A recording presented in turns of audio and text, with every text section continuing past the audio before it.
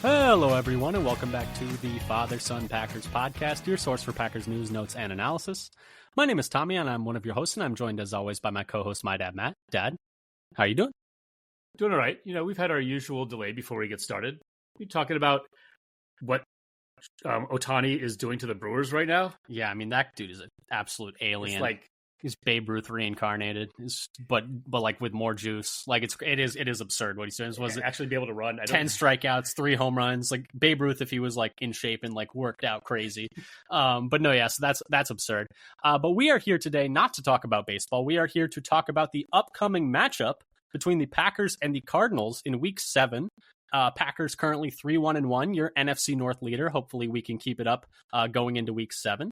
We're going to talk all about the matchups we find interesting, the injury report, other stuff around this matchup that we're kind of keeping an eye on, storylines around these two teams, et cetera, et cetera, et cetera. Before we get into any of that, though, just wanted to pitch a couple of things. If you like what you hear today, subscribe, whether that's Apple, Spotify, YouTube. Tell a friend, leave a review, leave a comment. Follow us on Blue Sky at Father-Son Packer for updates on when new episodes are out, injury report stuff, other Packers related news. Once again, that's at Father-Son Packer on Blue Sky. But Dad, we don't really have any news going on for the Packers right now. Most of it is injury related. Is there anything that I'm missing in our doc that we didn't get a chance to touch on? I suppose we have the, Watson is close to coming back. He's not going to play this week, though. They have until the day after the Steelers game to officially activate him off IR. Same with, although Jacob Monk's a little bit more up in the air, he still has not been officially activated off IR, but he is questionable for this game.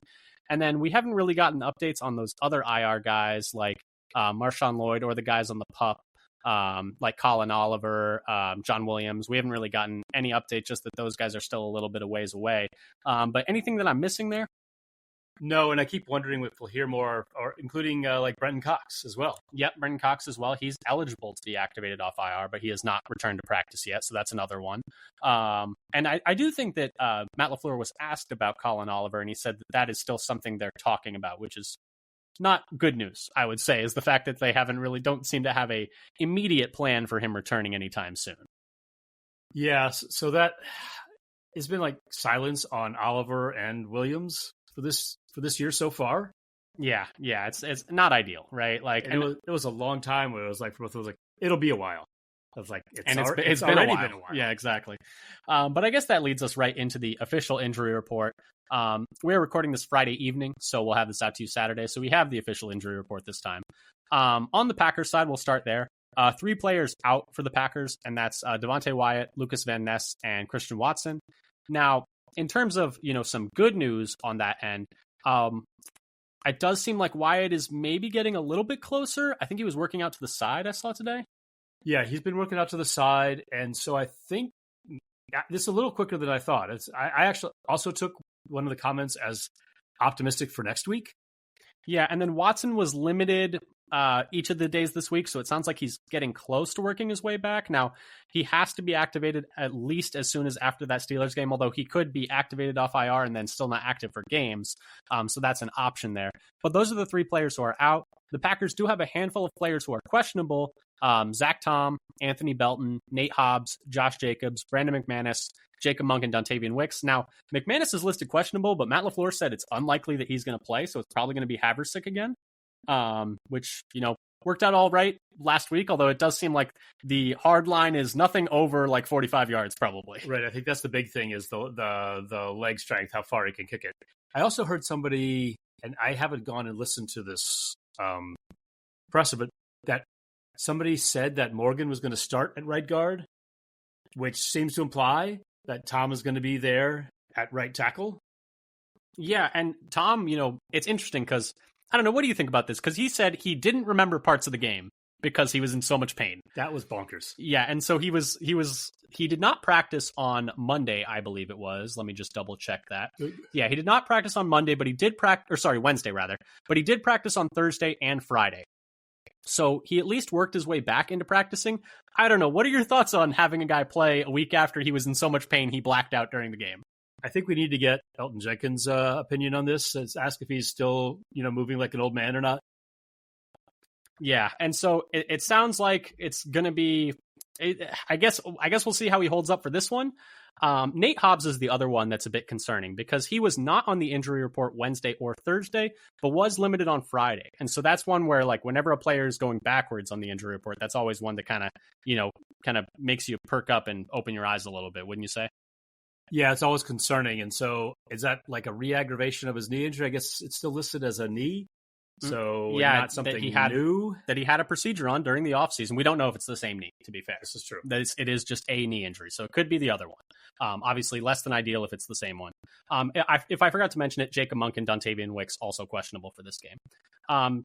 Josh Jacobs is listed questionable, but he was a full participant on Friday, so that's some good news. He was listed with a calf and illness. Now, I'm assuming it's the same illness that had him throwing up during the game on Sunday, but I suppose it could be a different one, right? Yeah, I imagine he was on IV after that game or something, so hopefully he's feeling better. And the fact that he's a full participant today makes me think it's likely he's going to play. Yeah, I would imagine so. Although I guess we'll keep our eye open on Saturday if they elevate any running backs for the game, because that'll probably maybe tell us a little bit. Yeah, they were definitely not going to go in there with just two running backs. Yeah. So that does it for the injury report for the Packers side. Now moving over to the Cardinals side, a couple of interesting ones. The big one, obviously, is Kyler Murray. It's just unclear if he's going to play. Now, he didn't play last week. They've said, according to Gannon, the head coach of the Cardinals, that he is going to be evaluated over the next 48 hours. Now, in terms of the practicing for Kyler, he was limited each of Wednesday, Thursday, and Friday.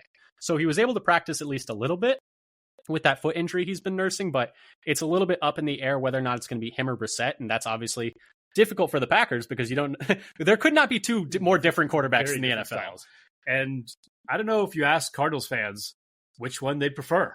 I mean, that's the thing. Brissett came in last week, and the offense, was really putting up points on the Colts and made that a real game. And I would say, whether or not that's more about the Colts missing a lot of players on their defense or maybe Brissett running a different style of offense, it's hard to say, but they definitely looked like a stronger offense than they had in several weeks with Kyler at the helm. But Kyler does present his own, his own challenges with how mobile he is. In terms of the other players listed on the injury report, defensive tackle Walter Nolan, who was the first-round pick of the Cardinals, he has not played yet this year, and it sounds like he's not going to play in this game either.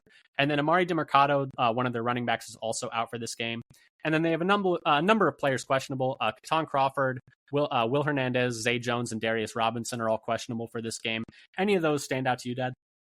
Well, we'll see. I think Hernandez has been their starter at guard the last couple of weeks. And they may have to go to their other right guard, Isaiah Adams, who had started the first 5 games of the year. Yeah, so I guess at least if Hernandez misses time, they have a guy who has some experience there, but that's definitely something to keep an eye on, that they may have some rotation there at their interior offensive line. Yeah, and Hernandez had missed time earlier in the year, so I think he's the preferred starter when he got healthy, but now he's questionable again. And the other big news that we didn't talk about because he's not in the report anymore is that Marvin Harrison cleared concussion protocol and so he's going to be available. And I was not expecting it. Yeah, because it was looking like, he left last week with a concussion, and usually that's a game missed minimum. But he was able to be a full participant on Friday, has apparently cleared the concussion protocol, and is good to go for this game. Now, in terms of players on the IR for the Cardinals, it's a number of them. They've really had their running back position hit. James Conner is obviously out for the year. And then his backup, Trey Benson, is also on IR right now. So they're, working through their depth at running back. And we already talked about Amari DiMercato is out for this game as well. So they're down to probably running back 3 through 5. I guess it kind of depends where DiMercato slots in, but they've been hit hard by injuries at that running back spot. Yeah. So it's definitely not the preferred starters out here. And it depends on whether you think that they're starting that DiMercato had a particular role, and so he was not really sort of 3. Depending on he was not third for the kind of the main carry role and was the pass catching back, and so you have number 3 of the heavy workload early down back, and number 2 for the pass catching back. Yeah, or number 3 actually for the pass catching back. Yeah, they're definitely dealing with a lot in that backfield right now. That kind of does it for the injury report, though. I guess we'll move on to game facts. So this game is in Arizona with a kickoff of 3:25 Lambeau time. The over-under is 44.5, with the Packers favored by 6.5 on the road, which is a pretty big number for a road game. That's an implied score of about 26-19 Green Bay. In terms of what's going on for these two teams, Green Bay got their first win in a month last week, which is kind of crazy to think about that we're second in the NFC and went a whole month without winning a game. With that win over the Bengals, a win that is looking a little bit better, Dad, after the Bengals went. I mean, we had the Icy Hot Bowl is what they were calling it. That was a good game. The Icy Hot Bowl that was fire, that game, right? Okay. All right. But man, it was so perfect. It was pretty good. But Flacco and Rodgers were dealing, and the Bengals looked like the offense looked quite competent. Like, the offense looked not just competent, the offense looked like pretty electric. It definitely felt like one of those games where whoever had the ball last would win. And so, number one, makes the 9-point win the Packers had on Sunday feel maybe a little bit better. Number two, really makes me happy we didn't give the ball back to the Bengals, was only up 6 there at the end. Yeah, so it was like everybody, and Flacco was dealing. As was Rodgers, mostly had a good game as well, and like fired 170 yards on the last play of the game too. Yeah, I mean, he can still launch like I mean, he had like the story of the game was Flacco because the Bengals won and he'd only been there for like 10 days.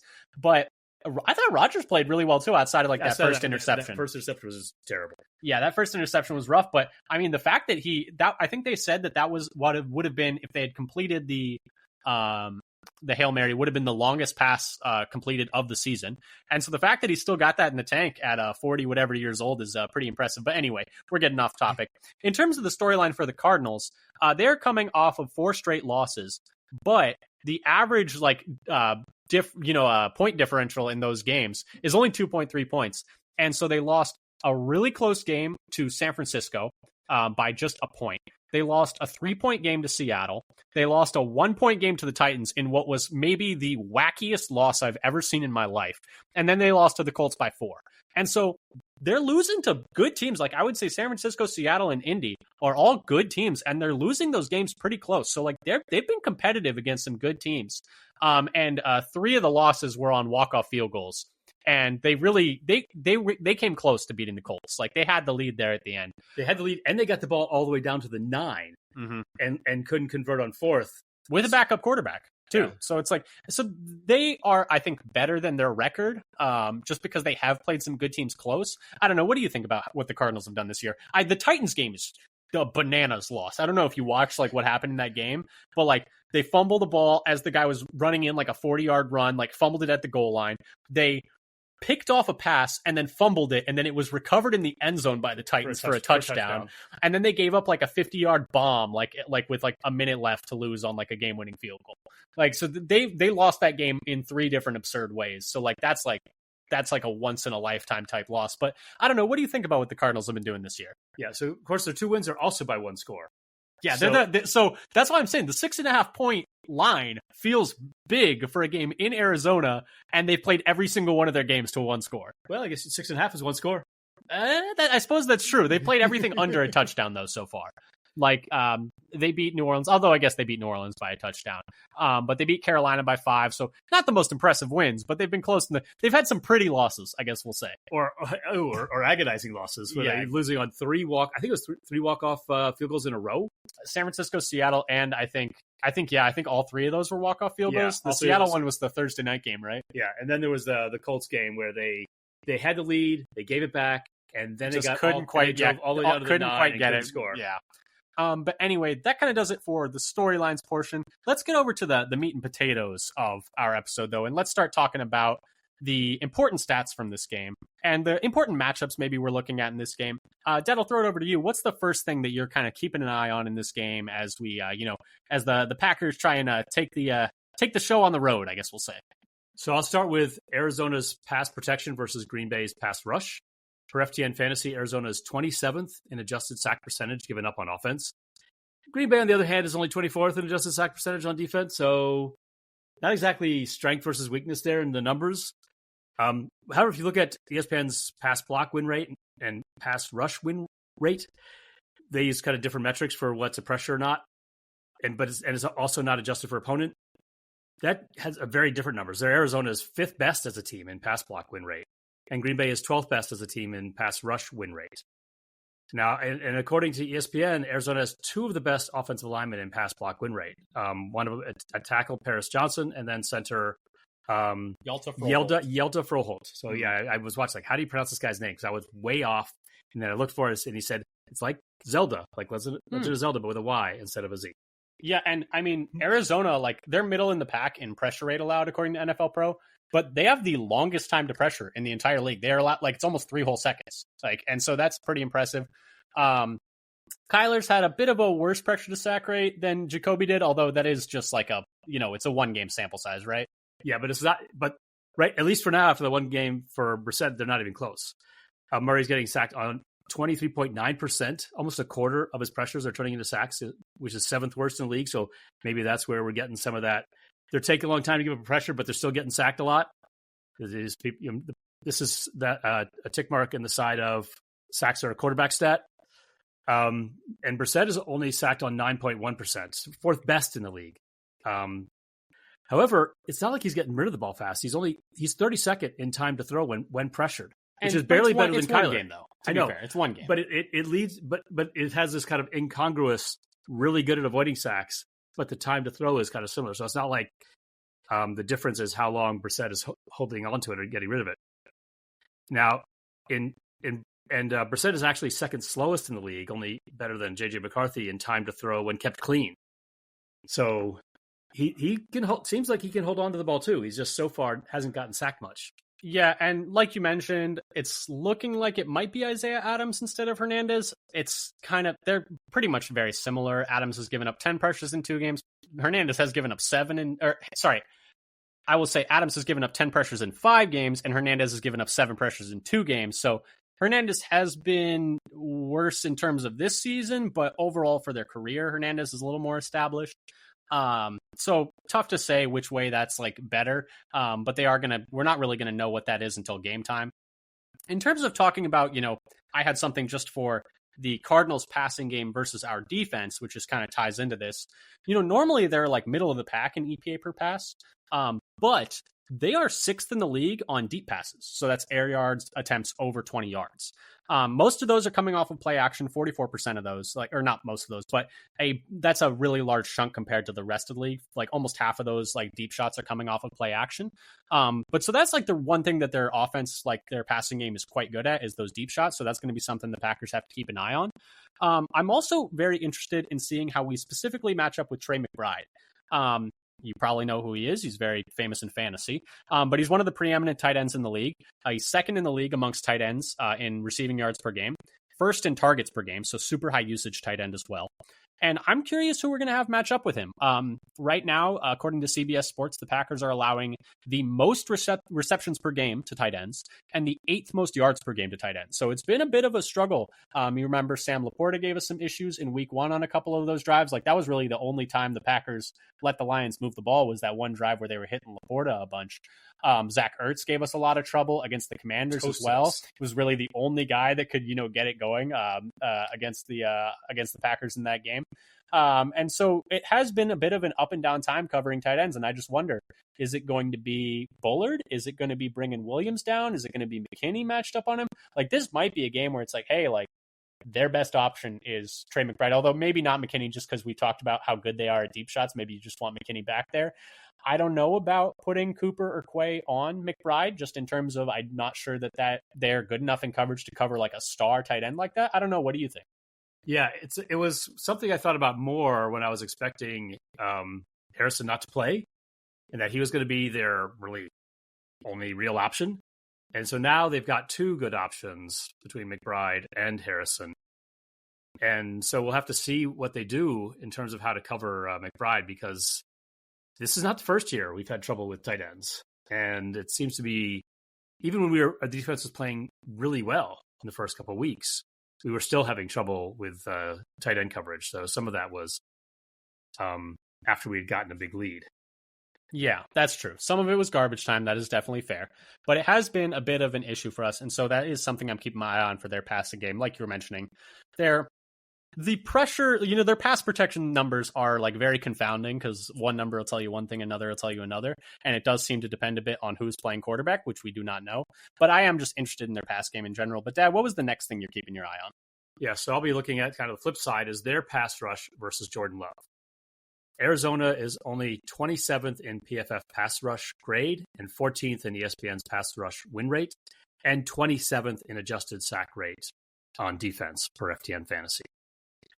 Green Bay is good in ESPN's pass block win rate. They're 5th in the league, but middle of the pack in adjusted sack rate at 13th, and even worse in PFF's pass blocking grade at 22nd. So, depending on what story you want to tell about the Packers' offensive line, kind of depends on which measurement you want to use in terms of what's the pressure and like whether you make the quarterback move or you get close enough with the sensors or how close they are, or whether you actually get the quarterback down and whether it's adjusted for an opponent.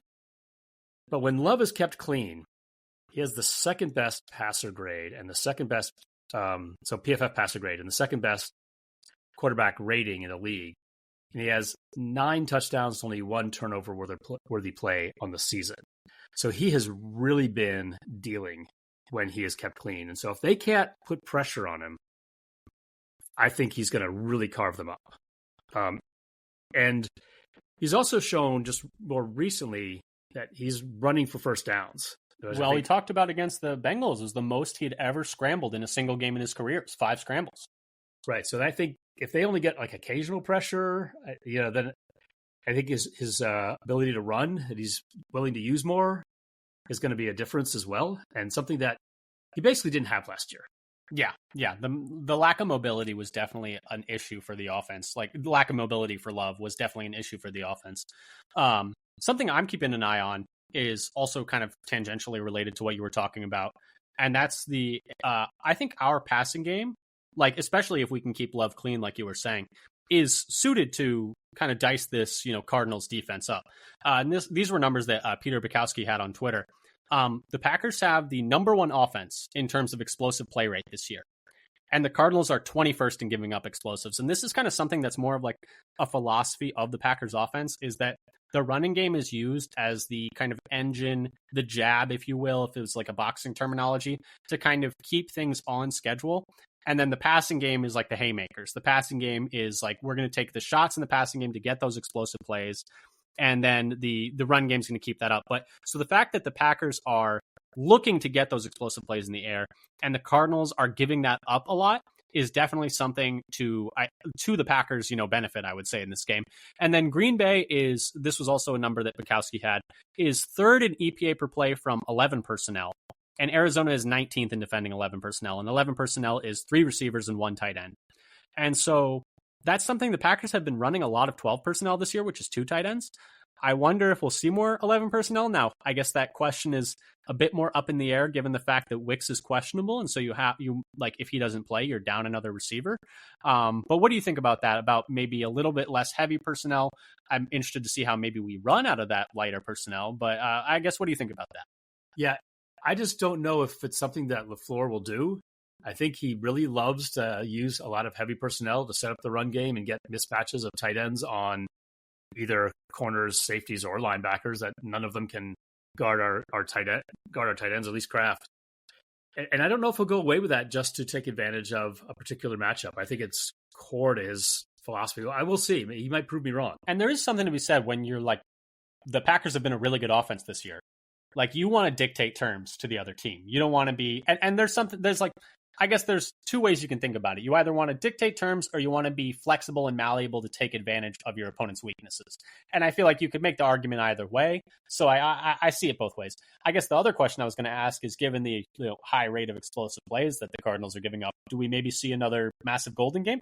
I mean, the thing is, he had like 86 yards on 3 catches. Would it kill us to give him like 8 targets? Like, I wouldn't, right? Like, why can't we just pepper him a little bit more? I would love to see it. Yeah, I think everybody is waiting for the 8 to 10 target Golden game.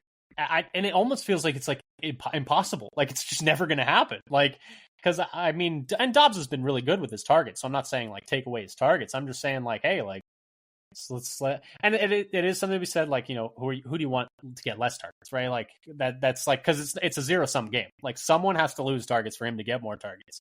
And Kraft's been doing great with his targets. Dobbs has been doing great with his targets.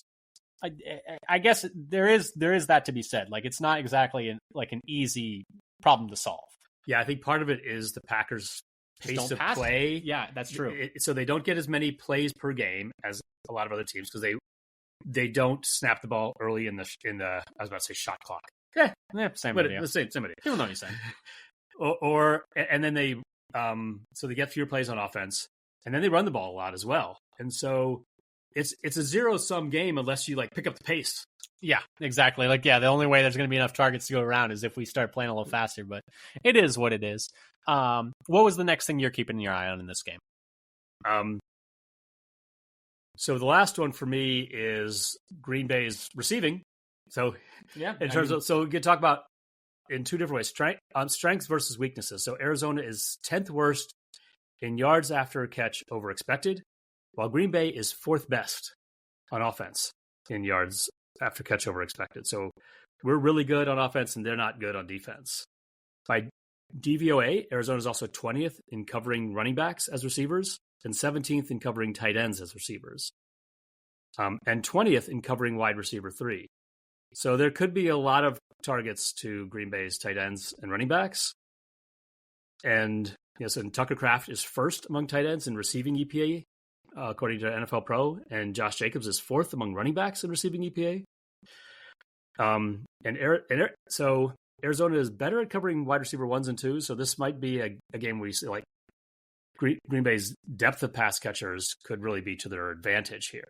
So that's kind of our strength versus their weakness. But there are other things as well. Well, I was also going to point out, like per CBS Sports, the Cardinals are allowing the 4th most receptions per game to tight ends and 3rd most receiving yards per game to tight ends. So this could also be, I mean, we talked about how they're not good against 11 personnel. They're also not good at guarding, tight ends. So like you could just make this a game where you funnel the ball to Kraft and maybe even Musgrave too. Yeah, so this could be a big Kraft game. But there are some other things that are not necessarily strength versus weakness. So there's also strength versus strength, actually. And so it'd be very interesting to see how this plays out. Green Bay is 2nd in the league in average separation for pass catchers on offense, while Arizona gives up the 8th lowest average separation for pass catchers. Some of that is a little bit, comes out in style. Like if you're throwing to running backs in the backfield and in short passes, the defenders aren't necessarily close to them. They're not like up on them. So we'll see how this plays out in terms of style play, whether Green Bay looks like they have a lot of open receivers or not in this game. That'd be something to keep an eye on. Yeah.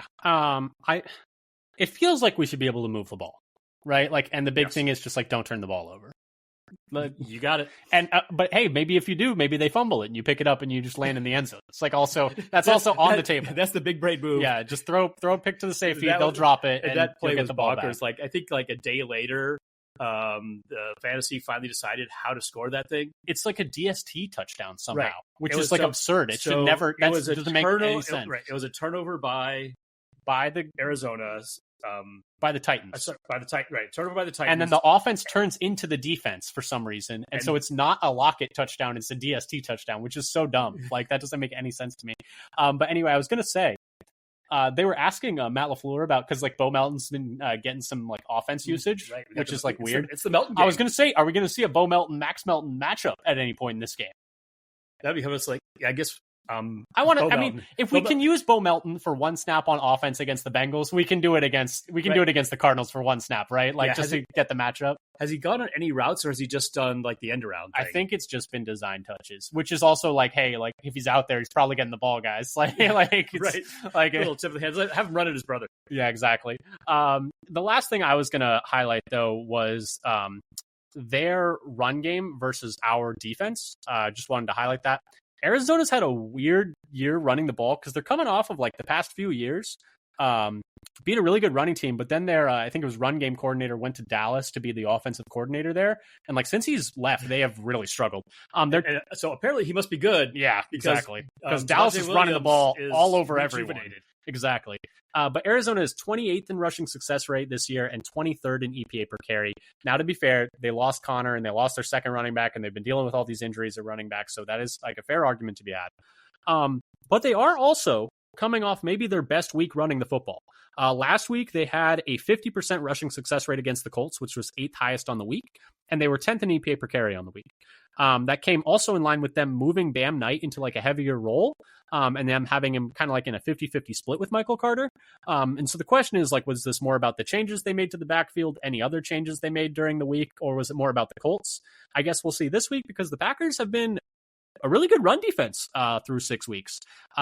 First in the league in yards per game allowed on the ground, 4th in the league in yards per carry, 8th in EPA per carry allowed, only middle of the pack in success rate. But like for the most part, outside of really that game against the Cowboys, have really done a good job, and like the one quarter against the Browns, have really done a good job like stopping the run in most of these matchups.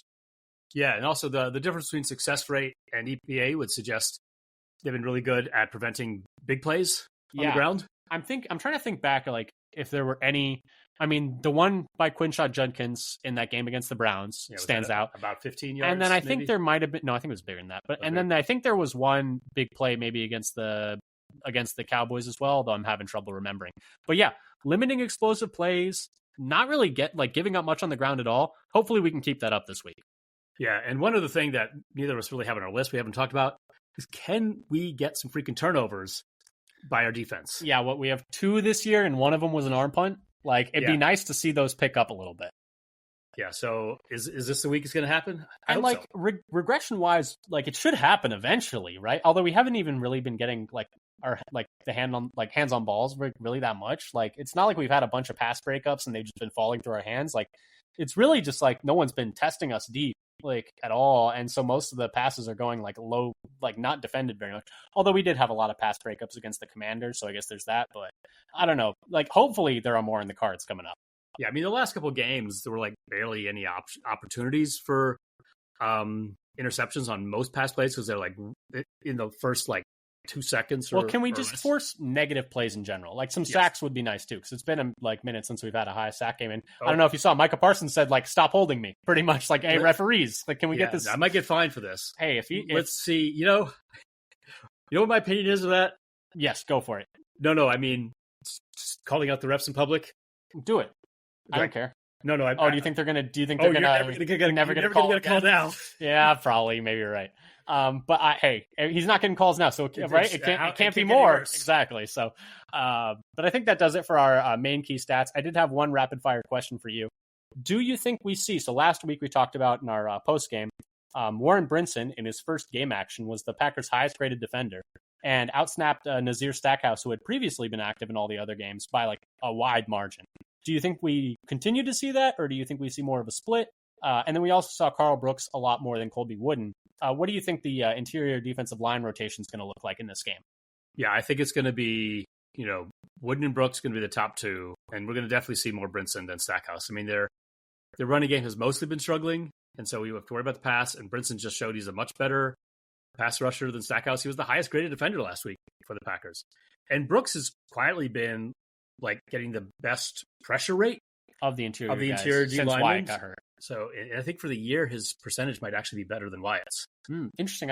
I hadn't realized that. I'm gonna have to look at that see like where they're getting their rushes from.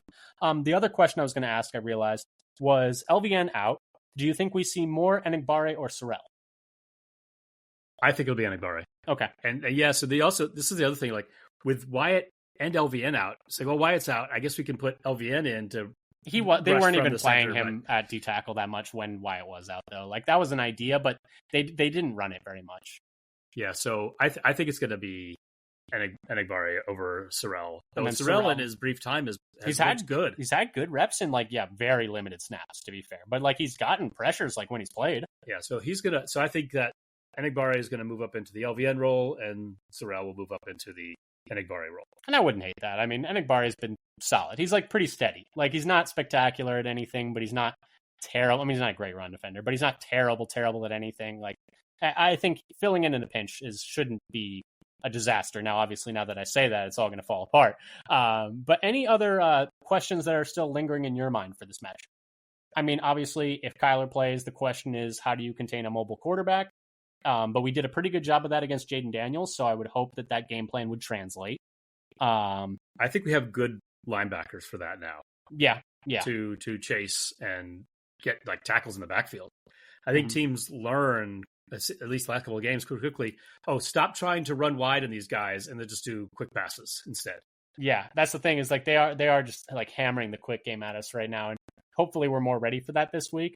And hopefully our second half defense is, what was it? I think I saw we were 30th in EPA per play allowed in fourth quarters, and obviously some of that is garbage time, but still, it's not great. No, and we're like really good in the first half. We've given up what on average? Like I think it's like less 4 than a points. touchdown? Yeah, it's like 4 points a game in first halves of games, and then I think it's like, what is it, 80 over 5 games? So that's 16 a game in the second half. So it's not great. It's not great. I guess.